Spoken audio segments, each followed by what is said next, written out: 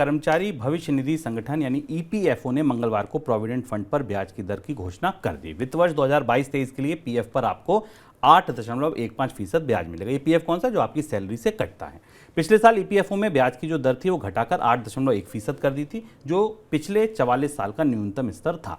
वर्ष 77-78 में पीएफ की जो ब्याज दर थी वो 8% हुआ करती थी। ईपीएफओ ने वर्ष 2020-21 के लिए 8.5% ब्याज घोषित किया था। मौजूदा वित्त वर्ष की तुलना में 2021-22 की अगर आप देखें, तुलना करें तो ये कम है। सर, ब्याज दरों में बढ़ोतरी जो थी वो उम्मीद के मुताबिक नहीं रही क्या? उम्मीद के मुताबिक तो नहीं थी। ब्याज दरों में बढ़ोतरी अब मुझे लगता है प्राइवेट ईपीएफओ के ब्याज दरों में हाल फिलहाल के वर्षों में सबसे कम बढ़ोतरी 0.05% के। पिछले साल से शुभम ने आपको बताया कि ब्याज दरें एकदम तेजी से गिरी थी, 8.1% आई थी, उसमें मामूली बढ़ोतरी हुई है, पिछले साल के लिए भी हुई है। यहाँ सरकार की दुविधा समझने जैसी है। दुविधा समझने जैसी इसलिए है क्योंकि प्रोविडेंट फंड पर ब्याज दरें कई मामलों में बाजार में ब्याज दरों के संकेत का हिस्सा होती हैं, यहाँ से संकेत मिलता है। और सरकार जब प्रोविडेंट फंड पर जिस तरीके की ब्याज दरें तय करती है, उनका असर छोटी बचत योजनाओं की ब्याज दरों पर भी पड़ता है, क्योंकि वहीं से छोटी बचत योजनाएं, जिनमें आप एनएससी कहें, किसान विकास पत्र कहें, या डाकघर की बचत योजनाएं, उनसे भी पैरिटी का, उनसे भी सही तालमेल का सवाल उठता है। ये स्पष्ट रूप से दबाव दिख रहा है सरकार पर कि 8% से ज़्यादा 8.5% तक जाने की क्षमता सरकार को नहीं दिख रही है। ये पिछले साल के लिए ब्याज दरें तय की गई, लेकिन फाइनली ईपीएफओ ने देर आए दुरुस्त आयत किसी तरह से ब्याज दरें तय कर दी हैं। अब इसका की प्रक्रिया ये है कि इसके बाद वित्त मंत्रालय इसको अधिसूचित करेगा, और जब वित्त मंत्रालय अधिसूचित करेगा तब लोगों के खातों में, कर्मचारियों के खातों में ब्याज का भुगतान शुरू किया जाएगा। अभी पिछले साल का है, यानी पिछले साल के ब्याज का ब्याज कर्मचारियों के प्रोविडेंट फंड खातों में नहीं पहुँचा है, और इसके बाद अब इसकी शुरुआत होगी। न्यू पेंशन सिस्टम यानी एनपीएस के बढ़ते विरोध के बीच केंद्र सरकार ने एक कमेटी गठित की है। ये कमेटी पुरानी पेंशन स्कीम की तरह एनपीएस में गारंटीड पेंशन की संभावनाएं तलाशेगी। वित्त सचिव टीवी सोमनाथन को इस कमेटी का अध्यक्ष बनाया गया। ये कमेटी आंध्र प्रदेश के पेंशन मॉडल का अध्ययन कर रही है। सर, आंध्र प्रदेश का पेंशन मॉडल क्या है?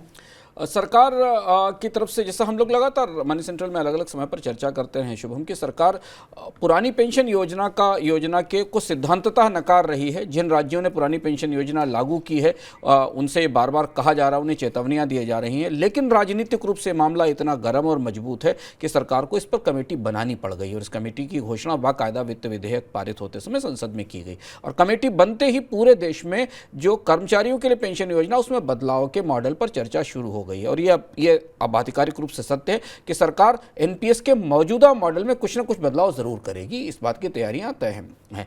अब कई तरीके के विकल्पों पर विचार किया जा रहा है। उसमें जो एक महत्वपूर्ण विकल्प है वो ये कि कर्मचारियों को, नए पेंशन योजना में शामिल कर्मचारियों को रिटायरमेंट के समय कम से कम पेंशन का एक हिस्सा स्थायी तौर पर डिफाइंड बेनिफिट के तौर पर दिया जाए। और इसमें आंध्र प्रदेश मॉडल की चर्चा चल रही है। आंध्र प्रदेश में एक मॉडल अप्लाई किया गया सरकार की तरफ से कि कर्मचारी जब रिटायर होता है तो उसकी आखिरी जो रिटायरमेंट के समय की जो लास्ट सैलरी या वेतन होता है, उसका 50% हिस्सा डिफाइंड बेनिफिट के तौर पर दिया जाता है। वो निर्धारित रूप से उसे मिलता रहेगा, और बाकी बचा हुआ हिस्सा बाजार में जो उसका निवेश है, जो उसका कॉर्पस है, जिस निवेश को बाजार में किया गया, उसके आधार पर जो उसकी पेंशन बनेगी उसे मिलेगा।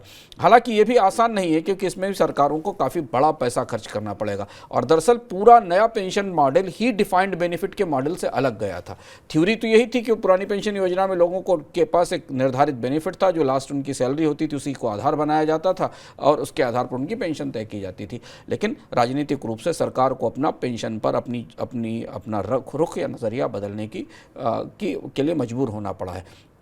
इस एक महत्वपूर्ण कमेटी की रिपोर्ट पर काफ़ी निगाहें रहेंगी, क्योंकि इसके आधार पर हमें अगले 6 महीने में पता चलेगा कि कर्मचारियों की पेंशन योजना के ढांचे में किस तरीके का बदलाव होगा।